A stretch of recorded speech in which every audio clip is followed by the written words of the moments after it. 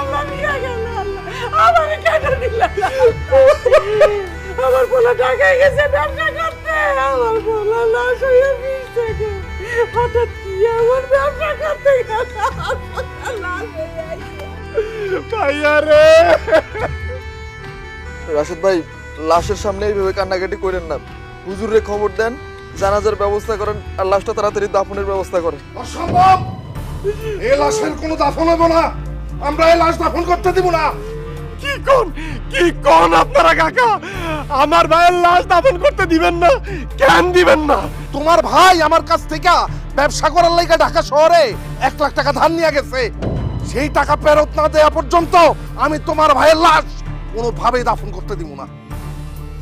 আমার কাছ থেকে 1 লক্ষ টাকা ধার নিছিল, ওই টাকা পরিশোধ না করা পর্যন্ত এই লাশ আমি কবরে নামাইতে দিব না। আপনাকে পায়ে ধরি, আপনাকে পায়ে ধরি, এরকম নিষ্ঠুর হয়েন না। ভাইয়ার লাশটা দাফন করতে দেন, আমি কথা দিতাছি। আমি আপনাকে কথা দিতাছি, আমার 3টা মাস সময় দেন, আমি আপনাকে সবার ঋণ পরিশোধ করে দিব। আমার ভাইটারে আর কষ্ট দিয়েন না কাকা, আর কষ্ট দিয়েন না। তোমার 3 মাস না 3 যুগ সময় দিলেও তুমি আমগো টাকা পরিশোধ করতে পারবা না। বুঝতে পারছি, ভালো ভালো কথা কইলে আসলে কোনো কাম হইব না। সবাই মিলে একটা কাম করেন, এই লাশটারে লয়ে হসপিটালে যাই। হসপিটালে লয়ে যা প্রয়োজন হলে এই লাশের কিডনি, ফুসফুস, হাড্ডি, মাংস, রক্ত, চোখ সবকিছু বিক্রি করে আমরা পাওনা টাকা সব আদায় করে ছাড়ব। হ্যাঁ, না, আমার পোলার আমি হাসপাতালে নিতে দিব না। আমার পোলাটা বাইচা থাকতে অনেক কষ্ট করছে, মরার পরে আর কষ্ট দিব না। আপনারা দয়া করেন আমার পোলাটাকে দাফন করতে দেন। আমি ভিক্ষা করে আমি আপনাকে সব দেনা শোধ করে দিব। আমার পোলাটাকে দাফন করতে দেন। আমার স্বামী মারা গেছে, মানুষটা আর নাই।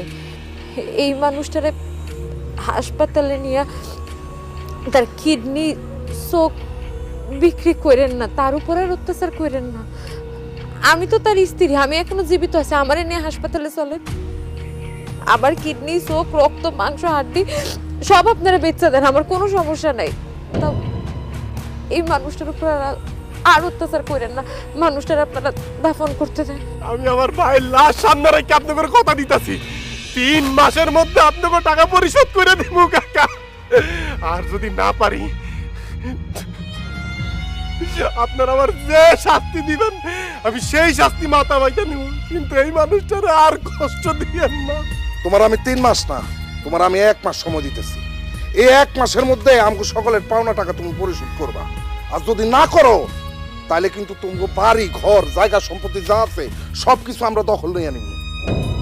আর একটা কথা, তাতেও যদি আমগো পাওনা টাকা উসুল না হয় তাহলে কিন্তু তোমাকে রক্ত, মাংস, কিডনি সব বিক্রি করে আমরা আমগো পাওনা টাকা উসুল করে স্যার। কথাটা মনে রাখো।